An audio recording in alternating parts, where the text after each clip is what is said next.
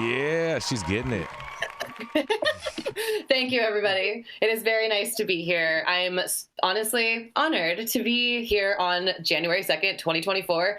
Didn't even know that I could live this long, but here we are. And so the story that I'm going to talk to you guys about today is a story from Marijuana Moment, and it's about the DEA. I love stories about the DEA because they're hidden so often from society unless, they're attacking somebody, unless they're targeting someone, a group of people, everything. So I really love DEA stories so that we can learn more information about their motives, what they're doing, and kind of get a greater insight into what's happening. And so for this story, the DEA is doing a lot of research on psychedelics and cannabis, as we know. But this year, in 2024, they have upped their production specifically on THC, psilocybin, and DMT, and they're doing it for research purposes. And they're also doing it to meet medical and scientific needs. The DEA is calling for 20,000 grams of psilocybin, which is up from an initially proposed 15,000 grams. And they are also producing 11,000 grams of DMT, which is up from 3,000 grams of DMT in 2022. So they're calling also for Delta-9 THC and all other tetrahydrocannabinol, increasing them to millions of grams, 1,523,040 grams, and 1,166,130 grams, respectively. The agency has been increasing research quotas year after year as its interests in the therapeutic potential of cannabis and psychedelics continues to grow. And that's been especially true of psychedelics in the more recent years. And it's been coinciding with the historic local, state, and federal reforms to decriminalize entheogenic plants and fungi while promoting scientific research and therapeutic access. For example, the 2020 quota for the DEA for psilocybin was only 30 grams, and that's compared to 20,000 grams in its latest proposal. And if it wasn't clear, this means that the DEA is going to be either contracting chemists to essentially make the DMT or make the psilocybin or grow the mushrooms, etc., or grow the cannabis or make the Delta-8 or, whatever.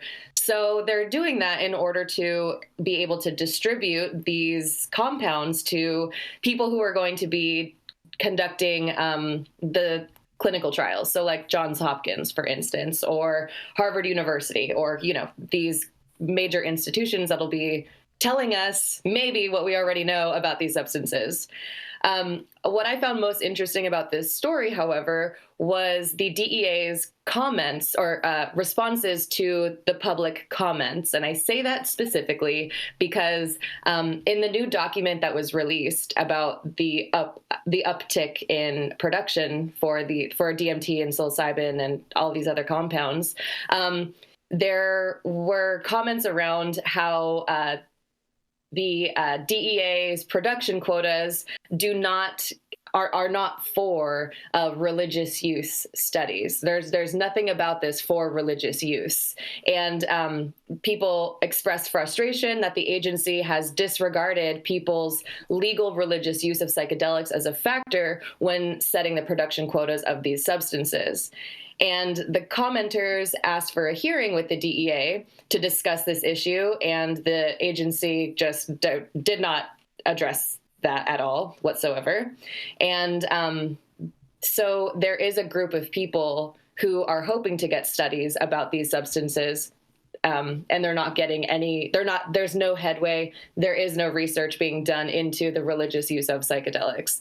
I personally love that because, I don't love that. I hate it. But I am, as a journalist, I'm very interested in that because the DEA kind of plays God when it comes to religious churches and the religious use of psychedelics. The DEA uses the Controlled Substances Act as like the vanguard of the drug war, and in no place does the CSA mention anything about religious use or being able to even see drugs in any way as a vehicle for religious use, even though that's something that's been done for thousands of years. I wrote a story about it for Double Blind, really called out the DEA. If you're interested, you can go read it there. Anyways, the DEA basically was just like, we have held discussions with representatives of indigenous communities when requested and continue to welcome further engagement and input. But, obviously that's kind of a cop-out. Another pair of comments recommended that the agency include fruiting bodies of mushrooms containing psilocybin and psilocin and actually use the peyote buttons containing mescaline instead of just using pure chemicals only, like just the mescaline chemical or just the psilocin compound or just the psilocybin compound. And basically the DEA said that they don't have kind of control of those things, which is very interesting. So their exact words were, the DEA responded that because the Controlled Substances Act has specific control over psilocybin and psilocin, the actual compounds, rather than the mushrooms containing these compounds, it will continue to set quotas based on those individual constituents. So that's it, which I found extremely interesting. Anyway, so at the end of this story, which again was provided by Marijuana Moment and written by Kyle Yeager, who is an excellent reporter. I'm sure you guys have used his content throughout the duration of your show. The finalized 2024 quotas come in the context of ongoing administrative review into this rescheduling and the scheduling status of cannabis that the DEA is actively carrying and receiving recommendation from the U.S. Department of Health and Human Services to move marijuana from a Schedule I substance to a Schedule III substance under the CSA. And it also comes as the FDA considers an application to authorize the use of MDMA as a prescription medication for post-traumatic stress disorder in light of the clinical trials demonstrating its therapeutic efficiency. And so, yeah, I mean, I think that this is, anytime the DEA is doing research or making the drugs or anything, I always kind of feel like it's followed by them trying to ban certain substances, add things to the CSA and everything. So I don't love it, but here we are. This is just the system in which we live. Drugs are bad from the from the DEA. So yeah, so that's my thought. That's my thought on this story. You can read the entire thing over at Marijuana Moment. No, and I'm married for High at Night News. Yes. Yeah. That's where they want to read it. www.highatnightnews.com. Yes. Amazing. Man, oh man. They just, I happen to agree with Jenny Beth on this, and she says, she says on this, does anybody notice that they're willing to address anything other than cannabis, referring to the DEA? And yeah, it feels that way because this story came out a couple months ago, and now all of a sudden it's coming out again, and now they've added DMT. Before they were just talking about mushrooms and whatnot, and now they're adding DMT to the increase of substance that they want to test on. And I wonder who are going to be the people that get to test all the government DMT. The veterans. I mean, it might be them.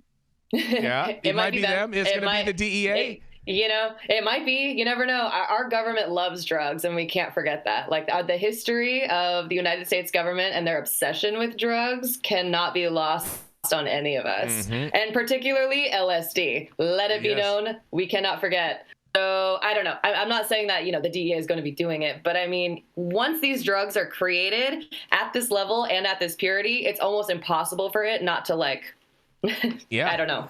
Exactly. It's impossible for it not to move around. Exactly. And that's just the nature. That's just like human nature in drugs. So people are going to be able to get better drugs if this happens, you're saying? Well, that's what you're telling me. That's what I'm hearing. I mean, in drug history, the way that it works is as soon as the government starts creating the drugs, it usually also mirrors and is out on the streets. So, Stone, we're going to get better drugs, bro. What do you think about this, Stone? I mean, Austin is a pretty drug-centric city. I mean, and even for you, Todd, Vegas is a pretty drug-centric city. Yeah, I mean, I'm all for better drugs. Yeah, all for better drugs. For better drugs, that's right. You can't argue with that. I don't know if the government's capable of making better drugs. and folks that are making the drugs, right? Because what have they ever made that really worked out, right? I mean, Mississippi weed, it was grown at Mississippi, right? And that was medical marijuana for years. Terrible. And years and years. Well, you know what they are good at making? It was terrible. You know what they are It's horrible. You know what the worst. Yeah. You know what they are good at making, Todd? Mistakes and printing money. Hey, yeah, they're really good at printing money. Yeah, they're really good at printing money. They can do that really, really well. They should stick to that. I need to get in that line. Oh man, that line. Saman, you got any thoughts on this? On this drugs getting better?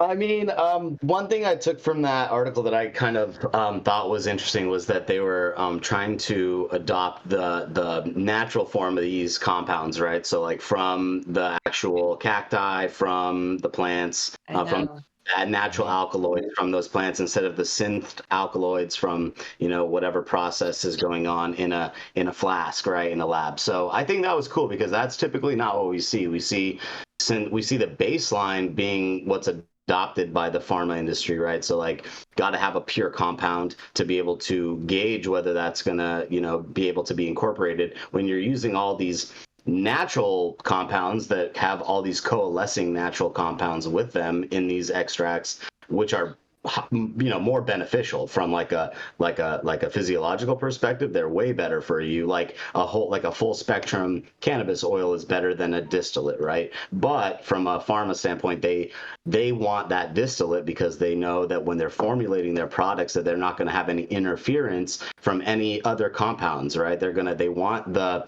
dynamic effect from that drug to always be consistent. And so I don't know. I mean, I'm a naturopath.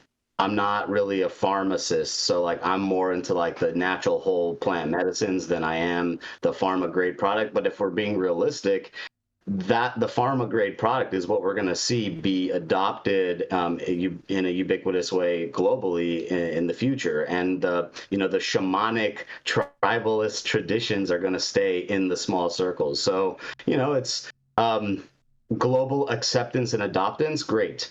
But if we're delivering actual medicine, then we gotta consider that factor. So, you know, I'll leave it up to everyone else to determine. Mm-hmm. You're gonna leave it up to the government. I think you're right. To get better drugs. Everything just becomes an ingredient. It's, you know, mass population. Mm-hmm. It's the only way to do it. That's right. It's the only way to include all of this stuff inside consumer products. Mm-hmm. Is to create an ingredient. I want to add C, I want to add THC, I want to add whatever. Right. And what do they always say? They say, be careful what you wish for. You might just get it. They do say that. Marinol for all. Marinol for all. But that's not a better drug. That's not a better drug. I know, but that's the joke, right? It's like, that's what they're going to give us. And they're going to tell us that it's cannabis, it's good for you because of all these studies and all the stuff that's been published. And that's how that works. But then it might get covered by Medicaid. And so it's like, you know, with a natural THC, like an RSO, shout out Beer Bro Farms. They do an RSO that they give to patients and give to customers out. And they're one of the very few people that are doing that. I mean, that's really the key. That's the medicine, not anything coming out of a lab, like out of a, you know, whatever, a Unilever lab or whatever in the future.